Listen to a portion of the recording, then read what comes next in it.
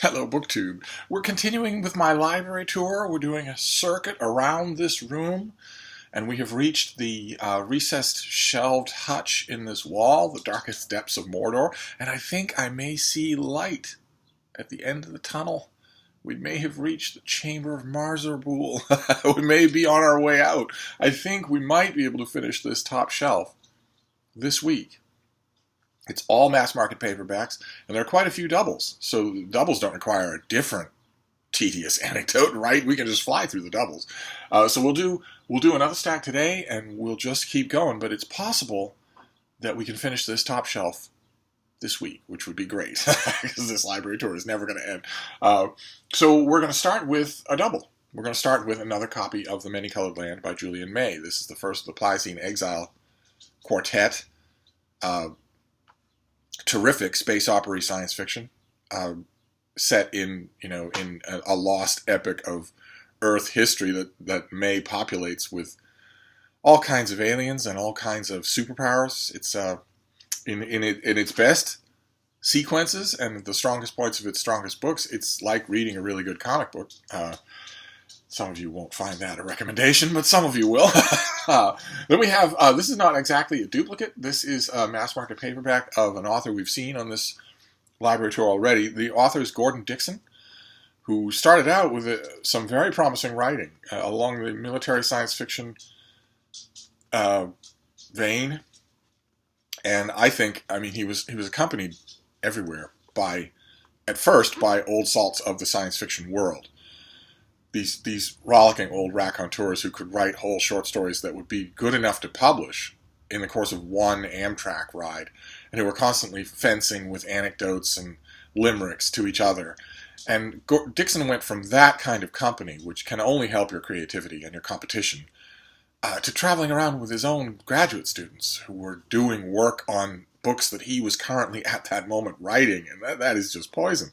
And I think it did poison him. I think he stopped writing good work. And this is before he did that. This is one of his Sigh books. His Sigh books are about a rocky planet in a future confederacy of planets, small confederacy of planets, that has nothing to export to the rest of the system other than its own sons and daughters, who are the galaxy's greatest soldiers. And those stories, most of them are really, really good at the beginning. Then they take over this grand scheme, this child cycle scheme of his took over his mind, and all of a sudden the book started bloating just unbelievably. Just unbelievably. If you are one of the few science fiction stalwarts out there anywhere in the world who actually managed to read your way through the book called The Final Encyclopedia, my hat's off to you. I did it, and it almost killed me. In terms of readability, it was less enjoyable on every sense of the word than one of the only other science fiction books I know at that length, which is Battlefield Earth by L. Ron Hubbard, which is widely regarded as one of the worst books, not just one of the worst science fiction books ever written. And the Final Encyclopedia is actually worse. But this is not that. This is a book called The Spirit of Sigh. This is another one of those old-style illustrated mass-market paperbacks that you could never get now. And it consists of two novellas stitched together by, narrative integumentary tissue.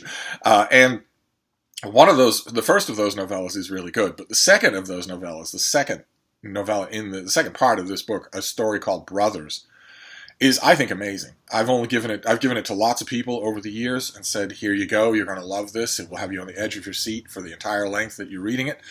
I've only ever had one person not particularly like it that first time in a long time of giving it to people. It's about two twin brothers who are of the Sigh, and they are night and day. One is the soul of conviviality and inspires a kind of brotherly loyalty in the men that he leads. And his twin brother is ice cold, totally reserved, doesn't talk, doesn't smile.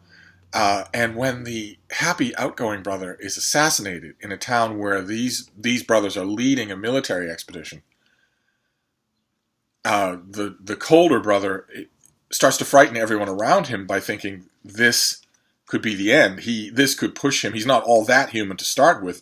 This could easily push him uh, to the point where he just destroys the whole city. Where he, out of rage over his brother, he just destroys the whole city. And his friends, the friends of this commander, don't like to think that he will do that. But it's a very tense, a touch-and-go thing. The commander who is left, the icy cold twin brother, wants one thing and one thing only. He wants to find the men who shot his brother and kill them with his bare hands. That's all he wants to do. And if the city won't turn those men over, or worse yet, are thinking about discharging the Dorsai rather than suffer a potential bloodbath, then a bloodbath is exactly what they'll get. He wants to do that, and he has the power to make that happen, regardless of how many people that power chews up. And some of the city elders are wondering about this. They're wondering about, is this a tiger that we have by the tail? Is this the dark side of employing the Dorsai? And it turns out there's a long history of the people learning the frightful cost of betraying the Dorsai on the battlefield. It's better by far to trust them than to betray them, because they are, after all, the greatest warriors in the universe. And there's a poem. Gordon Dixon includes a poem in here. One of the people who's having this discussion about whether or not this commander is going to go rogue and just lay waste to the city actually knows a poem telling a story of one of those incidents. I will read it to you. 1/4 of Rochemont's fighting strength, 1 battalion of Dorsai, were sent by Rochemont forth alone to bleed Helmuth and die. But look down from Rochemont's heights upon the Helmuth plain, at all the Helmuth armored force by Dorsai checked or slain. Look down on Rochemont's shame, to hide the wrong she'd done, made claim Helmuth had bribed Dorsais, no battle had been won. To prove that lie, the Rochemont lords arrested Jacques Chrétien. On charge he dealt with Helmuth's chiefs as payment for his men. Commandant Arp Van Din sent word, you may not judge Dorsai. Return our colonel by the dawn, or Rochemont town will die. Strong held behind her walls, Rochemont scorned to answer them, condemned and at daybreak hanged young Colonel Jacques Chrétien. Bright the sun that morning rose on each weaponed wall, but when the sun set in the west, those walls were leveled all. Then soft and white the moon arose on streets and roofed unstained, but when that moon was down once more, no street nor roof remained. No more is there a Rochemont town, no more are Rochemont's men, but stands a Dorsai monument to Colonel Jacques Chrétien. So pass the word from world to world, alone still stands Dorsai. But while she lives, not one of hers by foreign wrong shall die. They little knew of brotherhood, the faith of fighting men, when once they proved their lie was good, hanged Colonel Jacques Chrétien. And that is, the poem is meant to underscore that you don't betray the Dorsai on the battlefield. It's a losing fight. There's nothing you can do to beat them, even if you outnumber them, in this case, a whole city to 1 battalion. I just love the story. I reread Brothers all the time. I don't so much reread the rest of the book, but I reread that all the time. Okay, next we have a science fiction classic. This is one of the greatest science fiction novels ever written, and you have never heard of it, and you have never read it if you're of a certain age, because it's gone, and it's not reprinted. It is Startide Rising by David Brin, which I read in this mass market paperback. This is the actual mass market paperback that I got back in 1980 something or other. 1983, 1984, something like that. I got this when it looked like this. Just there used to be that science fiction novels came out in mass market. And I read it, and I was blown away, absolutely blown away. It is the story of a far future intergalactic commonality. Humans have just recently, they are a junior partner in this commonality, that have just recently displayed enough technology, including uplift, including biologically and mentally improving lesser species. Might be a hint as to why this hasn't been reprinted, but it's not. It's done perfectly well in the book. There's nothing colonializing or trivializing about it in the book. And there's a human ship called Seeker that is crewed by humans and a chimpanzee and dolphins, uplifted dolphins, who have been modified so that they can speak, to humans and who've been given, biomechanical arms so that they can manipulate the machinery. And the captain of the ship, the captain of the Seeker is a dolphin, Captain Krydeiki. And the Seeker finds something. They find a mummified corpse that could, if it is what they think it is, completely blast apart the settled order of the entire commonality, this entire Federation of planets. And all the Federation planets know that, so they start to hunt Seeker through the starways. And the ship has to crash land on a planet that has oceans, but they're mostly metallic oceans. They can't stay for long, in other words. And the personalities and the enormous world building is so incredible. It so completely blew me away that when I was finished with it, on a balcony in Iowa, I said, "This is going to win every award in the industry. This is going to win the Hugo and Nebula Award. Everyone's going to be talking about it. It did win the Hugo and Nebula Award. Everyone was talking about it. This was the only paperback edition of this book that you could get that didn't have all the awards plastered all over the front. And now it's gone. Same thing with all the rest of this author's stuff. It's gone. The closest that most people will know to any connection to David Brin is that he wrote the novel on which the Kevin Costner flop, The Postman, was based. The Kevin Costner had back-to-back science fiction flops, Waterworld and The Postman, that sort of halted the meteoric rise of his career in the industry. Which I think is a weird and odd shame, because not only do I think he has tremendous talent, but I also think both those movies are really good, especially The Postman. I don't understand at all why it's just become accepted shorthand that it's the worst movie in the world. But David Brin wrote that book, and that's the closest most people will come to even having any association with him, when he wrote one of the greatest science fiction novels of them all. There have been many other Uplift books, many other books in the Uplift saga. He also wrote one before this called Sundiver, that is very, very good and very touching. And talk about, I always complain that modern novels of all types don't tend to have endings. Sundiver has a perfectly, mercilessly calculated ending that will bring a tear to your eye. I cannot recommend Startide Rising highly enough, but where are you going to find it? Not in your bookstore. Not in your bookstore at all, no. No, I highly recommend it. It is fantastic.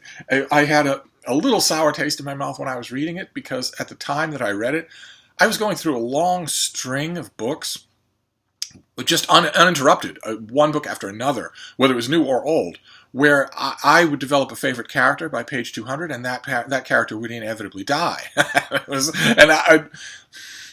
It started to happen in this book as well. I thought for a few dozen pages, I thought that my favorite character had died. It turned out that isn't true, so it redeemed itself.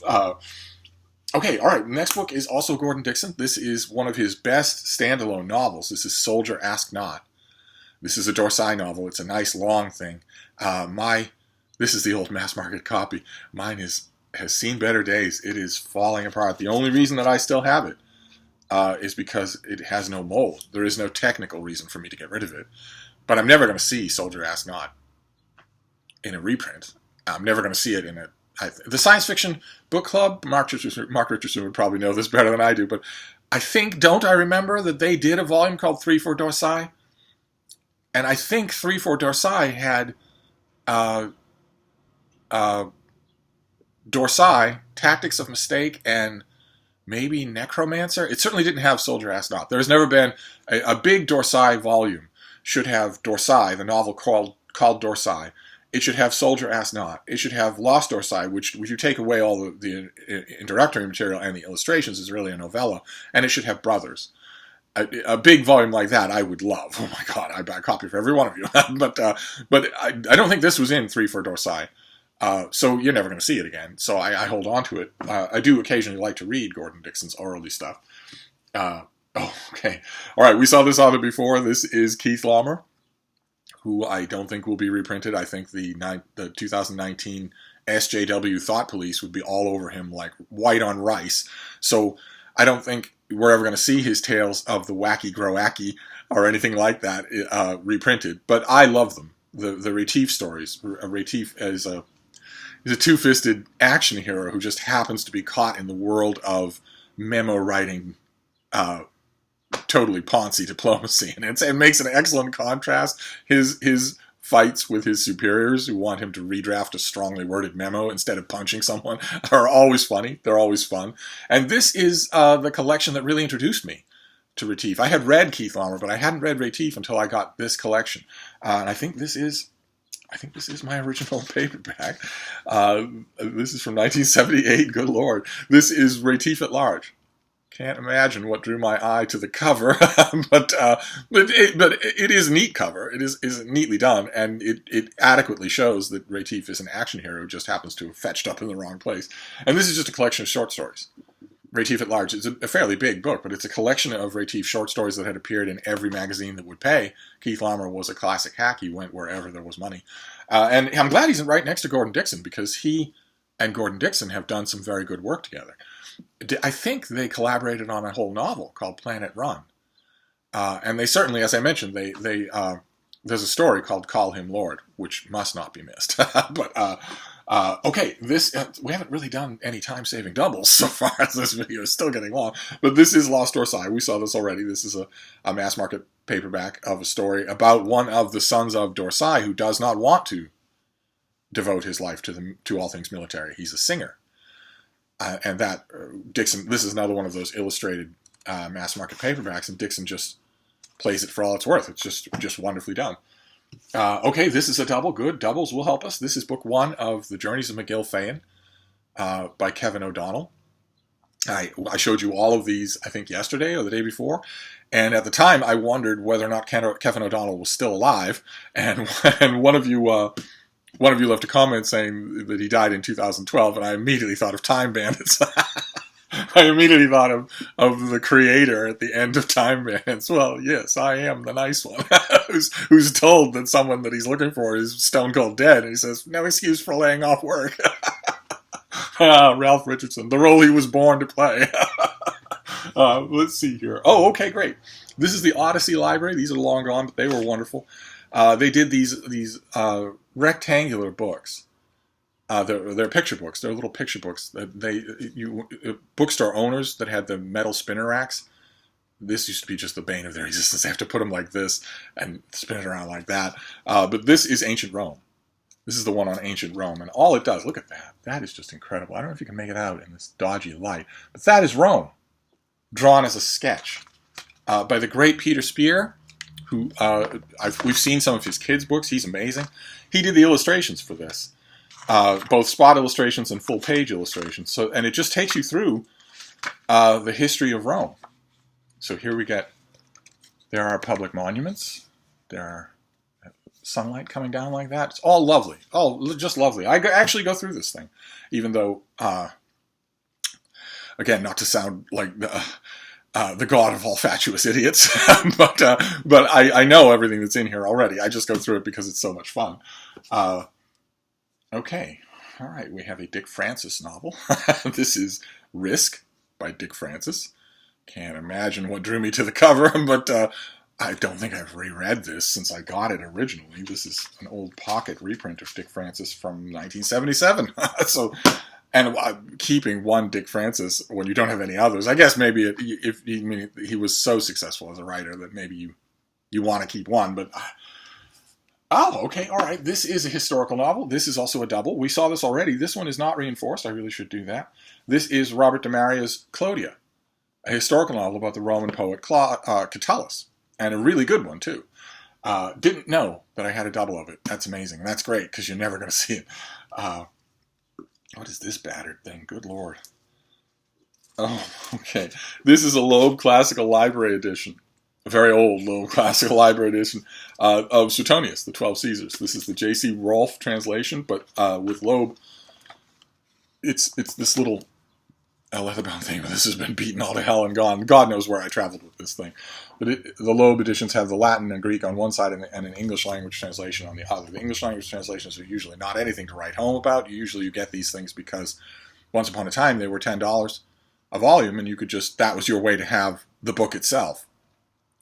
Not this thing, but actually to have Suetonius. You have a scholarly vetted version of Suetonius himself.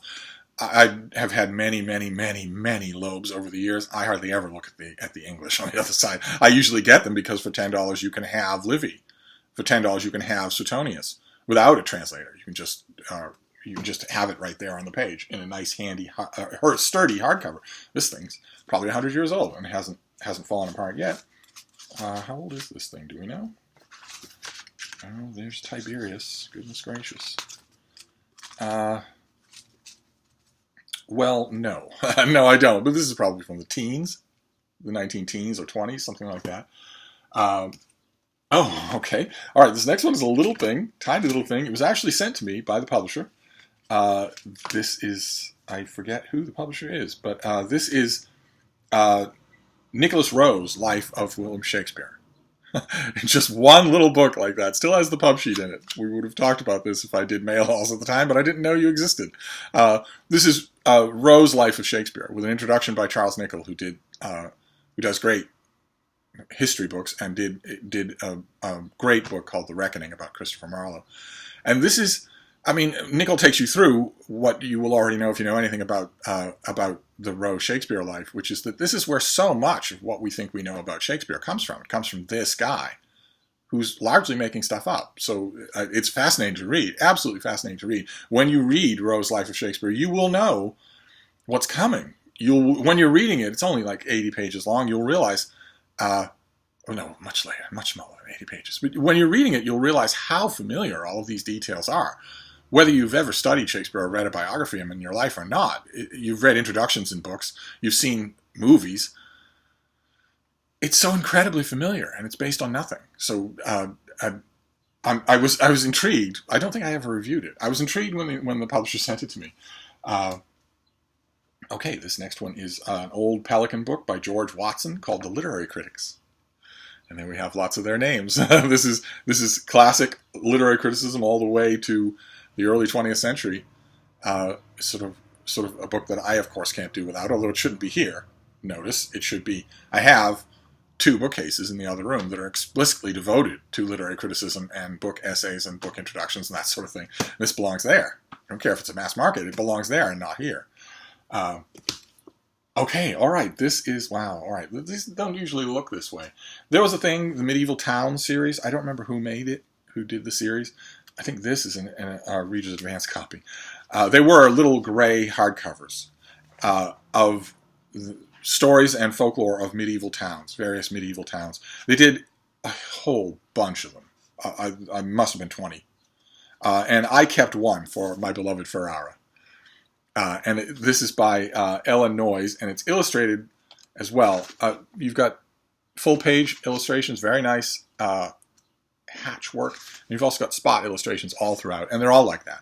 There's one for Venice, there's one for Florence, there's one for St. Petersburg, and Cologne, Frankfurt. There are a whole bunch of them.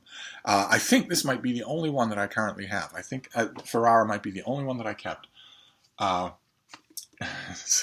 This is an old paperback of Samuel Adams Drake.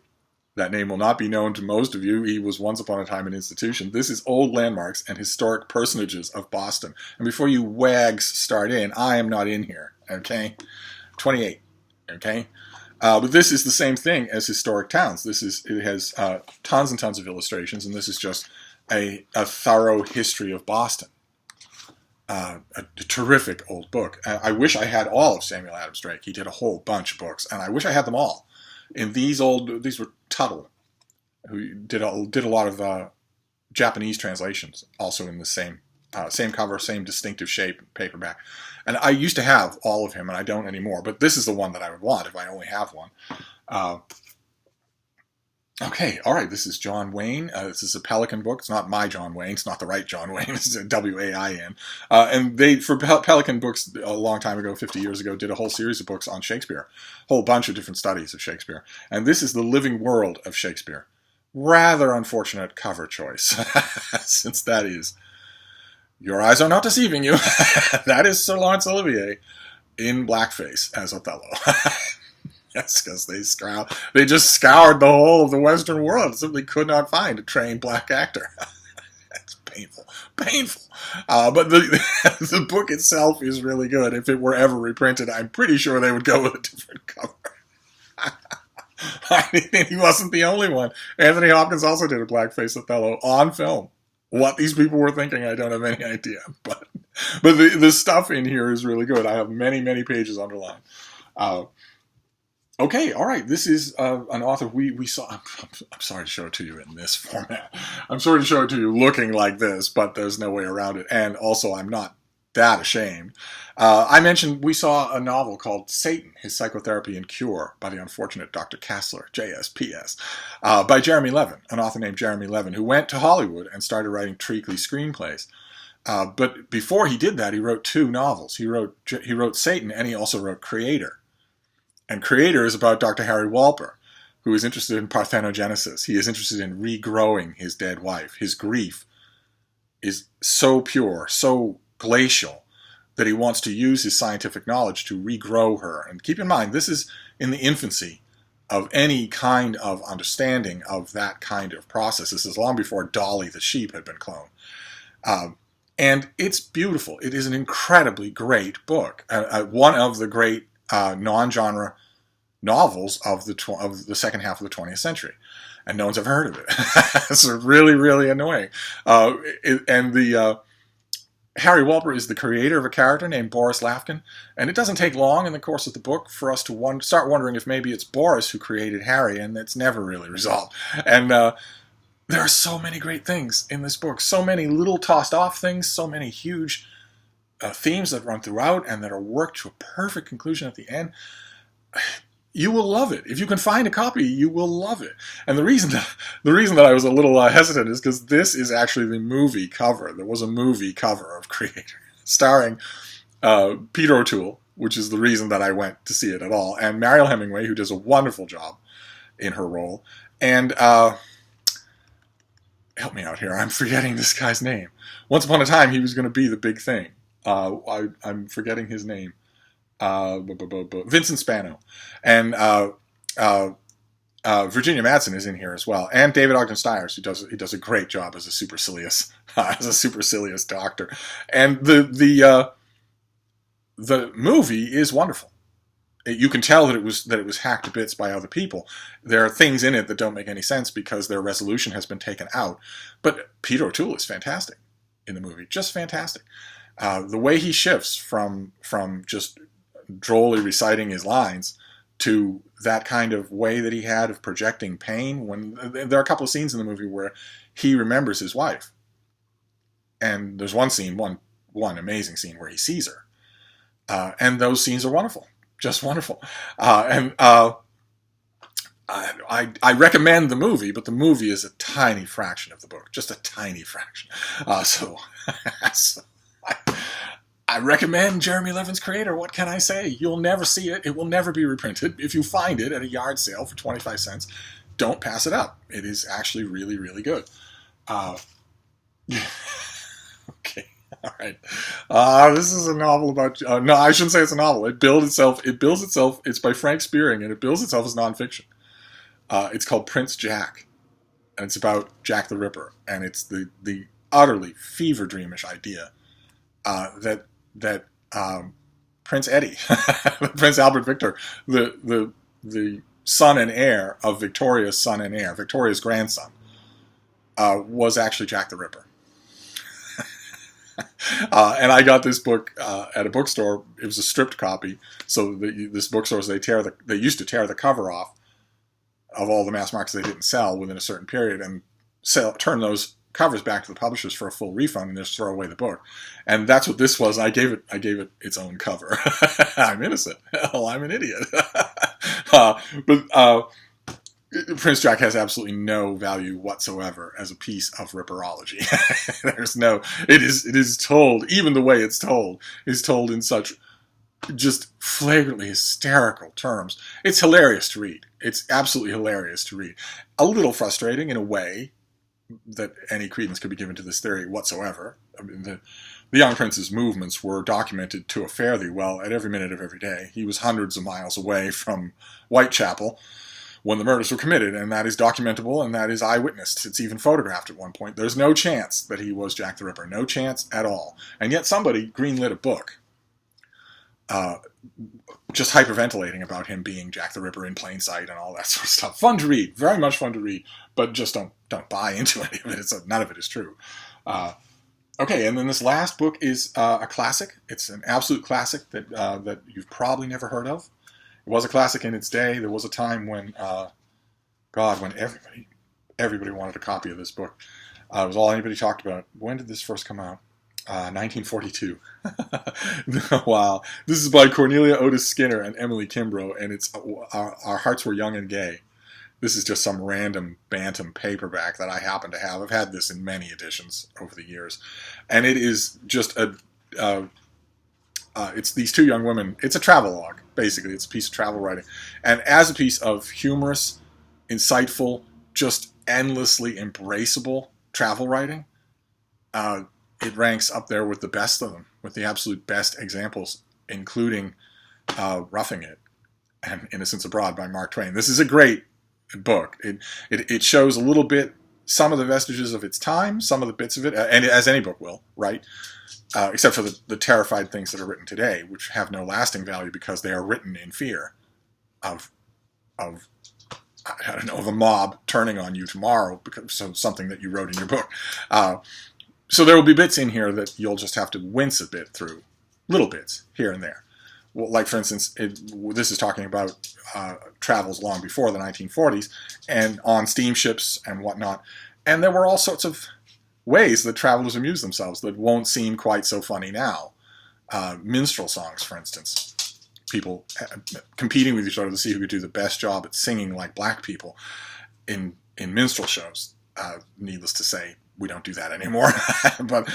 There's a bit in here. But the thing that will strike you about the book is its innocence. So there is no evil here. There is no systematic iniquity. It's just an utterly delightful book. And gone.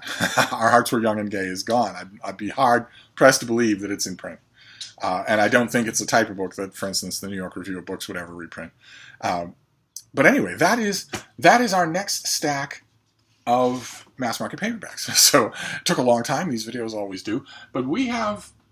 I bet we can do this by the weekend. I bet we can finish this top shelf by the weekend. That would be wonderful, because then we can move on to it won't be 50 books in one video. It'll be we can break them up into a smaller number of books. So I'll wrap this up for now. Terribly sorry for the length of the video. I'll be back, of course, and I'll see you soon. Thank you, BookTube.